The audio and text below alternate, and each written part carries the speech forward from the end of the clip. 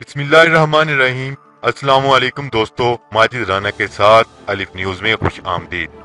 उम्मीद की जाती है कि आज की ये वीडियो आपको पसंद आएगी। दोस्तों, MI-35 हेलीकॉप्टर पाकिस्तान को फराहम कर दिए गए हैं और इनको पाकिस्तान के मुख्तलिफ मकामात पर टेस्ट भी किया जा रहा है ताकि इनकी कारकर्दगी को देखा जा सके।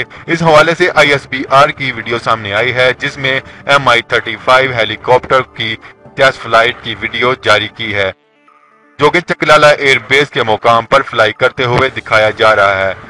अभी मैं आपको MI-35 हेलीकॉप्टर के बारे में कुछ इंफॉर्मेशन से आगाह करता चलूं।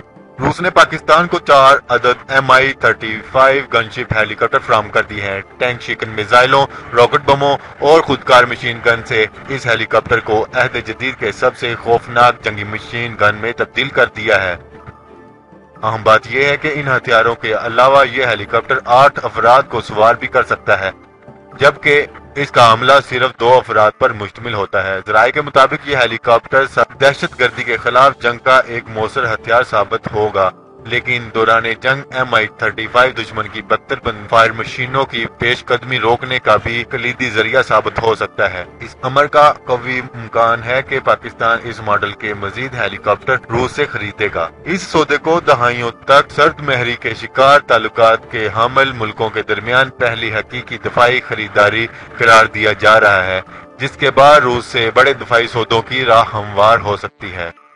अगर आपको ये वीडियो पसंद आए तो हमारा चैनल सब्सक्राइब करें, लाइक करें, कमेंट करें। शुक्रिया। पाकिस्तान जिंदाबाद।